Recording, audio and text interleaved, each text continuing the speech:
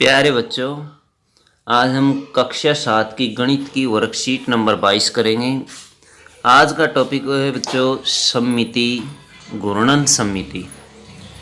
पीछे वाली वर्कशीट में हमने सममिति के बारे में स्टडी किया था। आज हम घूर्णन सममिति के बारे में पढ़ने वाले बच्चों। कुछ आकृतियाँ सममिति दिखाई देती हैं, परंतु आपको इसकी कोई सममित रेखा प्राप्त नहीं होती है। इसको किसी प्रकार से मोड़ने पर भी दोनों आधे भाग संपाती नहीं होंगे। फिर भी केंद्र वाले शिखर बिंदु के परित घुमाव पहले जैसा आकार होता है। जब कोई वस्तु घूर्णन करती है तो उसके आकार और माप में कोई परिवर्तन नहीं होता है। घूर्णन में उस वस्तु को एक निश्चित बिंदु के चारों ओर घुमाता है। यह निश्चित बिंदु घूर्णन का केंद्र अथवा सेंटर ऑफ रोटेशन कहलाता है। घूर्णन के दौरान घूमे गए कोण को घूर्णन कोण अथवा एंगल ऑफ रोटेशन कहते हैं बच्चों। घड़ी की सुइयां जिस दिशा में घूमती है वह घूर्णन जो है वो क्लॉकवाइज घूर्णन या दक्षिणावर्ती घूर्णन कहलाता है। अन्यथा दूसरा घूर्णन जो होता है वो वामार्थ अथवा एंटी क्लॉकवाइज घूर्णन कहलाता है बच्चों। याद रखें, प्रत्येक समभुज की उतनी ही सममित रेखाएं होती है जितनी उसकी भुजाएं होती हैं। आओ बच्चे एक क्रियाकलाप करते हैं। कागज पर एक वर्ग आकृति बनाकर काटो, इसकी सममित रेखाएं खींचें। सममित रेखाओं का संगमन बिंदु घूर्णन का केंद्र कहलाता है। वर्गाकार आकार को घूर्णन के केंद्र के परितः घुमाया।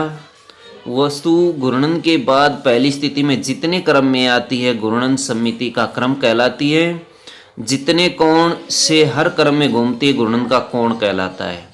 अब देखिए बच्चों, ये वाली आकृति है। इसमें एक बार रोटेशन करने पर 90 डिग्री का कोण हो जाएगा, तो 90 डिग्री के कोण पर दूसरी बार रोटेशन हो जाएगा। तो इस तरह तीसरी बार, चौथी बार, इसमें 4 बार जो है वो घूर्णन होगा।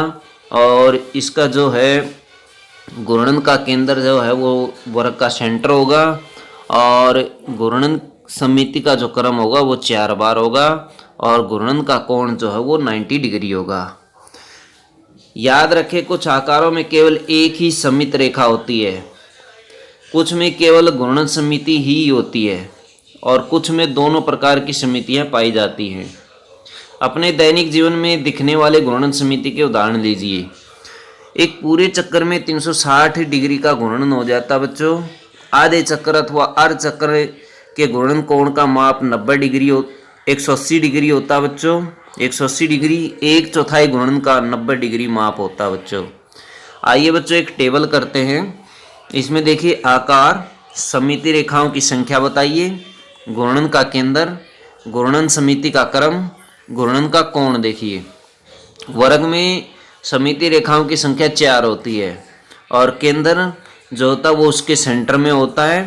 और घूर्णन सममिति का क्रम 4 बार होता है बच्चों। घूर्णन का कोण 90 डिग्री होता है।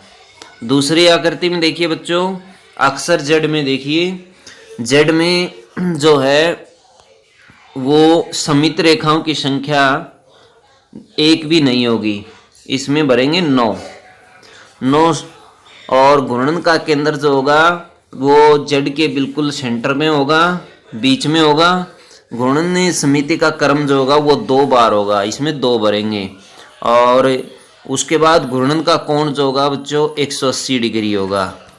एस में देखिए, एस में भी कोई सममित रेखा नहीं होगी और घूर्णन का केंद्र एस के बिल्कुल सेंटर में होगा। सेंटर में यहाँ सेंटर भर सकते हैं, इसमें भी सेंटर भर सकते हैं। घूर्णन सममिति का जो क्रम होगा वो 2 बार होगा और कोण जो होगा वो 180 डिग्री होगा। इसी तरह ई के अंदर भी, ई के अंदर एक सममित रेखा है और घूर्णन का केंद्र सेंटर होगा। और उसके बाद घूर्णन सममिति का जो क्रम होगा वो 2 बार ही होगा और इसमें भी कोण 180 डिग्री का होगा बच्चों। वृत्त में देखिए, वृत्त में सममित रेखाओं की संख्या इनफाइनाइट होगी अथवा असीमित होगी। इसमें बहुत सारी सममित रेखाएं होती हैं, इसलिए असीमित होगी। घूर्णन का केंद्र जो होगा वो सेंटर होगा बच्चों। घूर्णन समिति का जो क्रम होगा वो भी असीमित होगा। इसमें भी असीमित आप भर सकते हैं, असीमित यानी इनफाइनाइट असीमित होगा। और घूर्णन का जो कोण होगा बच्चों इसके अंदर 360 डिग्री का होगा, या फिर एनी एंगल भी आप इसमें लिख सकते हैं, कोई भी कोण। अब बच्चों अभ्यास करते हैं। कुछ आकृतियाँ दी गई हैं। निम्नलिखित आकृतियों में से किन आकृतियों में एक से अधिक क्रम की घूर्णन सममिति रेखा है? इसमें रोटेशन ऑफ सिमेट्री बच्चों 4 है और इसके अंदर 3 है, इसके अंदर बच्चों 4 ही है, और इसके अंदर जो रोटेशन ऑफ सिमेट्री है वो 2 है बच्चों, और इसके अंदर 3 है और इसके अंदर 4 है बच्चों।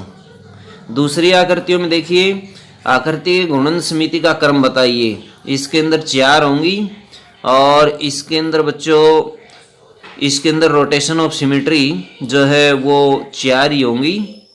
इसके अंदर 3 होंगी, इसके अंदर 4 आएंगी। इसके अंदर रोटेशन ऑफ सिमेट्री जो है वो 4 बार होगी और इसके अंदर 5 बार होगी, इसके अंदर 6 बार होगी और इसमें 3 रोटेशन ऑफ सिमेट्री आएंगी बच्चों। इस तरह से आप रोटेशन ऑफ सिमेट्री इनमें लिख सकते हैं।